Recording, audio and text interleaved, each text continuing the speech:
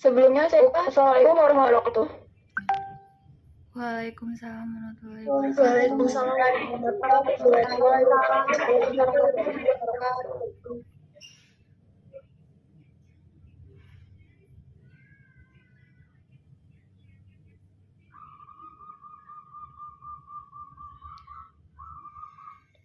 Di sini saya, moderator dari kelompok 2, akan mempresentasikan hasil kerja kelompok kami, yaitu teori politik dan negara. Sebelumnya, izin memperkenalkan diri, nama saya Amil Irwana dengan NPM 2213032005 bersama teman-teman saya, yaitu yang bernama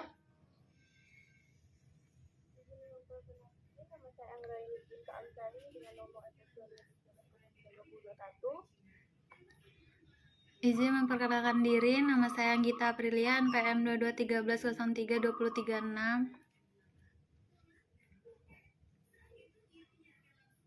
Perkenalkan, nama saya Yati 2213032035. Izin memperkenalkan diri, saya Novi Irmani Putri dengan NPM 2213032006. Izin memperkenalkan diri, saya Intan Primawita dengan NPM 22130320004. Izin memperkenalkan diri, perkenalkan nama saya Windy Adelia dengan NPM 22130320037.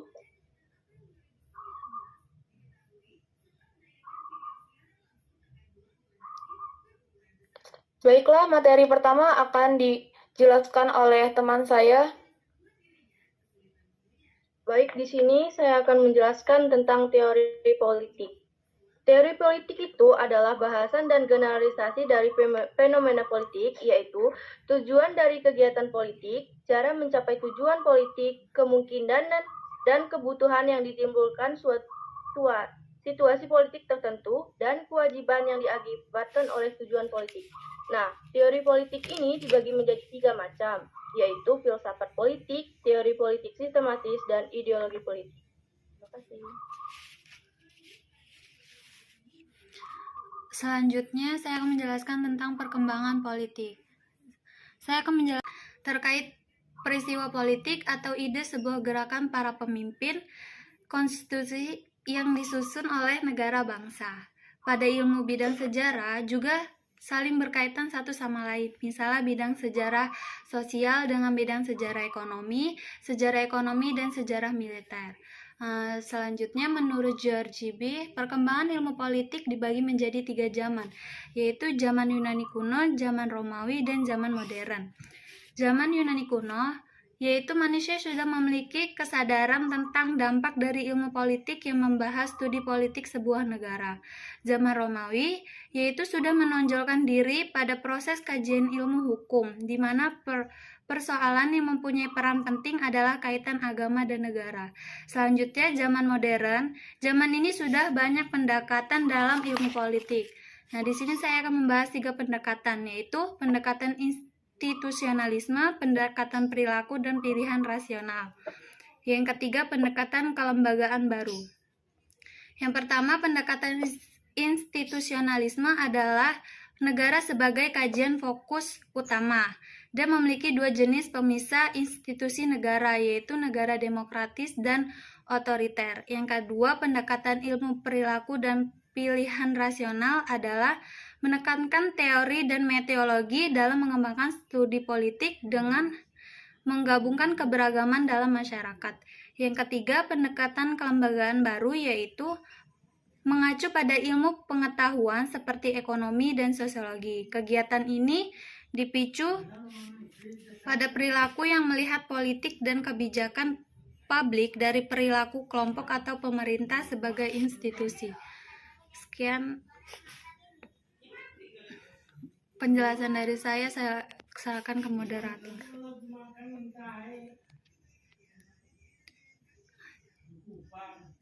Baik, materi berikutnya akan dijelaskan oleh Intan. Baik, di sini saya akan menjelaskan mengenai kontribusi ilmuwan dalam perkembangan teori politik.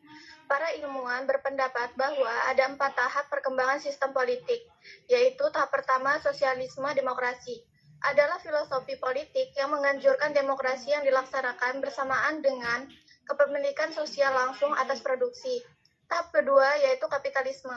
Kapitalisme adalah sebuah mode produksi bertujuan untuk meraih keuntungan sebesar-besarnya dengan biaya produksi yang sekecil-kecilnya. Tahap ketiga yaitu neoliberalisme, adalah pengembangan kebebasan individu agar bersaing secara bebas. Dan tahap keempat yaitu pemerintahan alternatif menawarkan harapan kepada mereka yang ingin menciptakan dunia yang lebih baik untuk diri mereka sendiri dan untuk generasi mendatang. Terima kasih. Baik, materi berikutnya akan dibacakan oleh Susi. Negara adalah suatu wilayah di permukaan bumi yang kekuasaannya baik politik, ekonomi, sosial, maupun budaya diatur oleh pemerintah yang berada di wilayah tersebut. Negara merupakan pengorganisasian masyarakat yang berbeda dengan bentuk organisasi lain, terutama karena hak negara untuk menghukum seseorang. Negara dalam strukturnya bisa dibedakan dalam suprastruktur politik dan infrastruktur politik. Di dalam penjelmaan ide negara dalam sejarah, dapat dibedakan tipologi negara ke dalam 3 macam, yaitu ide negara yang berdasarkan atas ide abstrak, 2. Ide negara yang didasarkan atas ide empiris, 3. Ide negara yang didasarkan atas ide yang bersifat imanen. Baik, materi berikutnya akan dipaparkan oleh Novia.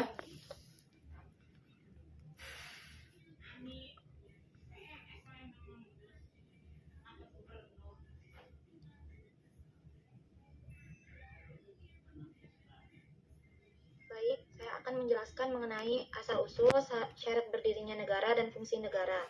Asal-usul negara dapat dilihat dari beberapa teori. Yang pertama, teori ketuhanan. Teori ini menganggap bahwa sesuatu yang ada atau terjadi dalam semesta ini semuanya atas kehendak Tuhan. Yang kedua, teori kekuasaan. Menurut teori ini, negara terbentuk karena adanya kekuasaan. Kekuasaan berasal dari orang yang kuat atau berkuasa. Jadi, adanya negara karena adanya orang yang kuat atau berkuasa atas orang yang lemah. Yang ketiga, teori penaklukan. Teori ini terjadi karena ada sekelompok orang yang menundukkan sekelompok orang lainnya. Yang keempat, teori perjanjian masyarakat. Menurut teori ini, negara terbentuk karena sekelompok orang yang awalnya hidup sendiri, namun mereka mengadakan perjanjian untuk membentuk suatu organisasi yang dapat menyelenggarakan kepentingan bersama. Selanjutnya, teori hukum dan alam. Menurut teori ini, negara lahir karena adanya kekuasaan alam yang berlaku di setiap waktu dan tempat. Yang keenam, teori filosofis atau metafisis. Teori ini menganggap negara berdasarkan atas renungan-renungan filosofis yang sudah ada. Yang ketujuh, teori historis.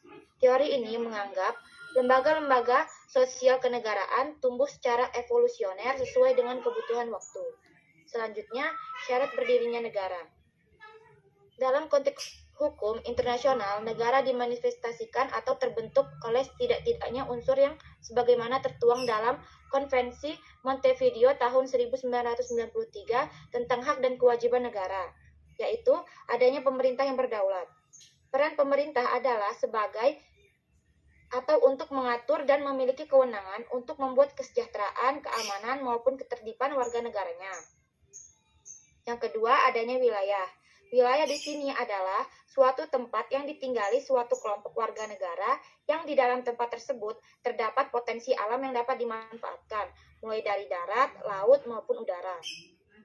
Selanjutnya, adanya warga negara. Warga negara merupakan mereka yang menempati suatu wilayah dalam suatu negara dan mereka wajib menaati hukum yang dibuat oleh pemerintah tersebut. Selanjutnya, adanya pengakuan dari negara lain. Jika suatu negara kemerdekaannya belum diakui oleh negara lain, maka negara tersebut belum makmur. Selanjutnya, fungsi negara. Fungsi negara secara umum ada 4, yaitu melaksanakan ketertiban dan keamanan, meraih kemakmuran dan kesejahteraan, selanjutnya mempertahankan serta menegakkan keadilan. Sekian, terima kasih. Baik, materi berikutnya akan dibacakan oleh Windy.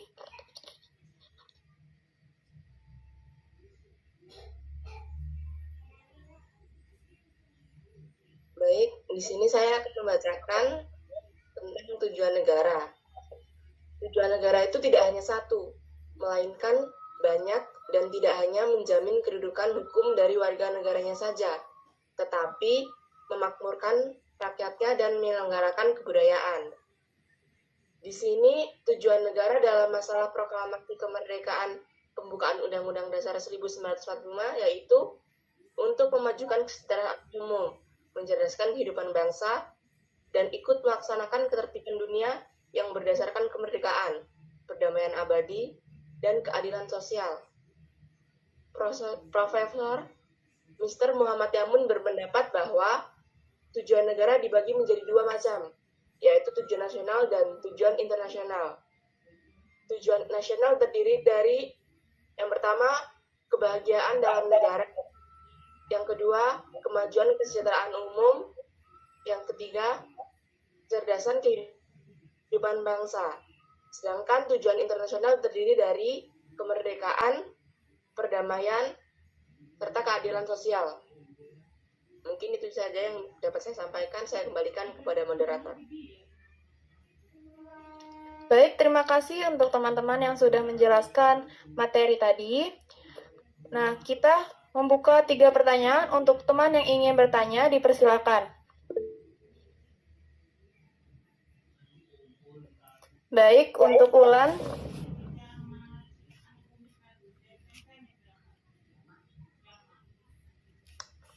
Baik.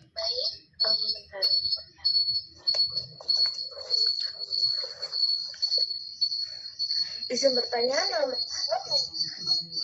perkenalkan nama saya B. Wulandari, NPM 2213032028. Izin bertanya, mengapa kekuasaan diperlukan untuk mempengaruhi kebijakan politik? Uraikan bagaimana pendapat Anda.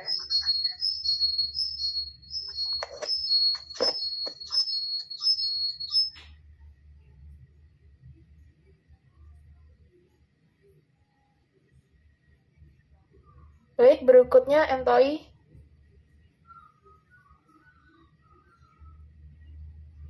Baik, izin memperkenalkan diri. Nama saya Muhammad Thayyab Ma'ruf dengan NPM 2213032017. Di sini saya ingin tanya, dari pengertian negara tadi kan ada 3 macam yang membedakan tipologi negara. Salah satunya adalah ide negara yang didasarkan atas ide yang bersifat imanen. Pertanyaan saya, ide yang bersifat imanen itu apa? Bisa tolong sedikit dijelaskan? Baik, terima kasih. Berikutnya, Ira. Baik, sebelumnya perkenalkan, nama saya Irawati dengan NPM 2213032029. Saya ingin bertanya tentang perkembangan ilmu politik pada masa Yunani kuno. Yang dibahas oleh Anggita tadi, dari penjelasan tersebut disebutkan bahwa ada dampak dari ilmu politik kan. Nah, dampaknya itu apa? Soalnya tadi saya tidak mendengar penjelasannya begitu. Tolong bisa disebutkan dampak dari ilmu politik pada masa Yunani kuno itu seperti apa? Terima kasih. Baik, terima kasih teman-teman yang sudah bertanya. Beri kami 5 menit untuk mencari pertanyaan. Pertanyaan dari Bebulan. Pertanyaannya, mengapa kekuasaan diperlukan untuk mempengaruhi kebijakan politik? Di sini saya berpendapat bahwa kekuasaan adalah wewenang yang paling utama yang harus dikuasai dan dimiliki oleh setiap politikus. Karena kekuasaan juga dapat mengubah kebijakan pemerintah yang ada. Kekuasaan juga harus jatuh ke tangan yang tepat agar masyarakat dapat sejahtera. Dan jika tidak, maka masyarakat akan bertindak dengan kekuasaan yang dimiliki oleh penguasa atau politikus. Sekian. Baik, terima kasih Windy yang sudah menjelaskan pertanyaan dari Ulan. Apakah bisa diterima oleh Ulan? Bisa. Bagi teman-teman yang ingin menyanggah atau menambahkan, dipersilakan. Baik, untuk Aisyah. Baik, terima kasih. Saya Aisyah Ciciningrum, NPM 2213032024. Izin bertanya kepada Windy, tadi kan sudah menjelaskan bahwasanya kekuasaan itu kayak bersifat penting. Nah, gimana sih pendapat Anda mengenai kekuasaan yang ada di Indonesia ini? Sudahkah seharusnya atau semestinya atau bagaimana menurut Anda kekuasaan yang ada di Indonesia? Terima kasih. Sebelumnya izin moderator, di sini saya ingin menjawab pertanyaan dari Aisyah. Baik, silakan. Kekuasaan di Indonesia apakah sudah baik atau belum? Apakah sudah semestinya? Menurut saya, kekuasaan di Indonesia belum berjalan dengan semestinya karena masih ada penyalahgunaan kekuasaan. Contohnya saja, mantan rektor Universitas Lampung yang terjerat kasus korupsi. Menurut saya itu adalah salah satu contoh dari penyalahgunaan kekuasaan. Sekian, terima kasih. Baik, terima kasih Novia yang sudah menjelaskan sanggahan dari Aisyah. Apakah Aisyah bisa diterima? Bisa, terima kasih Novi. Berikutnya, pertanyaan Toi akan dijawab oleh Susi. Izin menjawab pertanyaan Toi, kan tadi Toi bertanya pertanyaan saya, ide yang bersifat imanan itu apa? Nah, imanan sendiri artinya paham yang menekankan berpikir dengan diri sendiri atau subjektif. Sedangkan ide yang bersifat imanen adalah ide yang berasal dari diri sendiri dan sesuatu yang dipengaruhi oleh keyakinan atau perasaan pribadi, bukan berdasarkan pada fakta. Baik, terima kasih Susi telah menjawab pertanyaan Toi. Apakah Toi bisa diterima? Bisa. Baik, untuk teman-teman dari dua pertanyaan yang sudah dijawab Anggita dan Susi, apakah ada sanggahan atau tambahan?